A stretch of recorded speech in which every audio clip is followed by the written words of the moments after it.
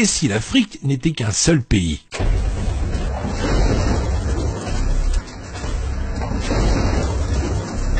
L'Afrique est un continent qui couvre 6% de la surface terrestre et 20% de la surface des terres émergées. Sa superficie est de 30 millions de kilomètres carrés avec les îles. L'Afrique compte actuellement 54 pays indépendants, mais que se passerait-il si tous ces pays s'unissaient aujourd'hui pour former un État africain uni? À quoi ressembleraient les États d'Afrique unis et quelle serait la puissance de ce pays? Alors, il faut savoir que l'Afrique est énorme et couvre plus de 20% des terres de ce monde.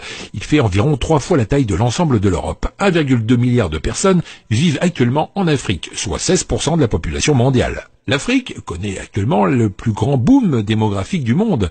La population du continent a doublé depuis 1990. Selon les estimations officielle de l'ONU, le continent devrait dépasser les populations de l'Inde et de la Chine réunies en 2100. La population de l'Afrique devrait atteindre 4 milliards de personnes d'ici 70 ans et va représenter plus de 39% de la population mondiale. La population de l'Afrique est actuellement la plus jeune au monde avec un âge médian de 19,7 ans comparé à la moyenne mondiale de 30,4 ans. Les taux d'alphabétisation sont également bas avec seulement 64% de la population considérée comme alphabète. Mais cela varie de région en région.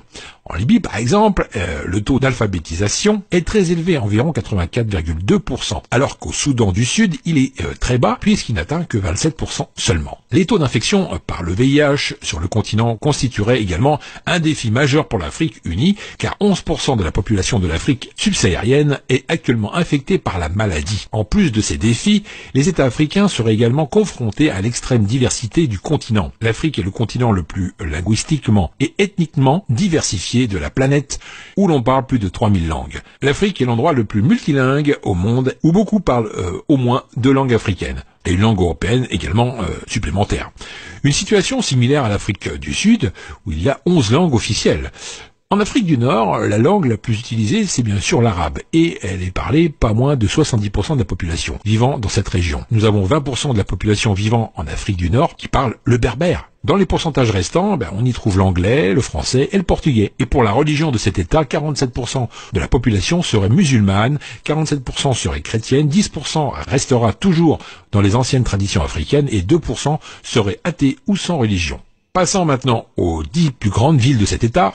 La plus grosse ville serait sans doute le Caire, avec une population estimée à 23 millions d'habitants. Et en deuxième place, le Lagos, avec 22,9 millions. Ensuite, nous avons le Gauteng, avec 13 millions, puis Kinshasa, avec 12 millions, Nairobi, avec 8 millions, Luanda, 7,9 millions, Alger, 7,8 millions, Khartoum, 7,3 millions, Ibadan, 7,7 millions, et en 10e place, Dar es Salaam, avec 5,6 millions d'habitants. En ce qui concerne la puissance militaire de cet État, alors là, c'est du lourd, mes amis. L'État africain uni pourrait aligner plus de 5 millions de soldats. Elle pourrait avoir également 7 millions de réservistes.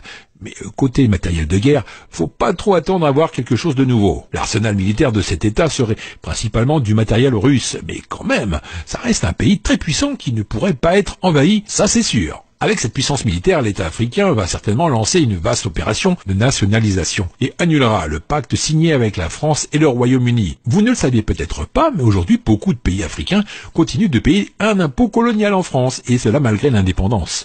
14 pays africains sont obligés par la France, à travers le pacte colonial, de mettre 85% de leurs réserves à la Banque centrale de la France, à savoir le Bénin, le Burkina Faso, la Guinée-Bissau, la Côte d'Ivoire, le Mali, le Niger, le Sénégal, le Togo, le Cameroun, la République centrafricaine, le Tchad, la République du Congo, la Guinée équatoriale et le Gabon. Enfin, sachez que la France ne leur permet d'accéder qu'à seulement 15% de leur argent par an. S'ils ont besoin de plus, les pays africains doivent emprunter.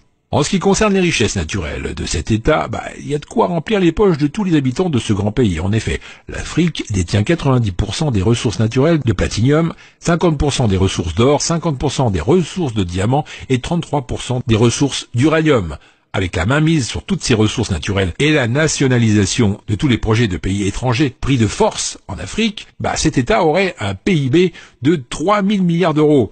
Ce qui la classera comme 5e puissance économique dans le monde, derrière l'Allemagne et devant les Royaumes-Unis et la France. Voilà mes amis, encore plein de choses à vous apprendre, c'était bien sympathique. On arrive à la fin de cette vidéo, partagez-la avec vos amis Facebook, Twitter et les autres réseaux sociaux. Pour moi, je vous retrouve dans la prochaine vidéo, juste après, qui s'affiche sur l'écran. Allez, à tout de suite.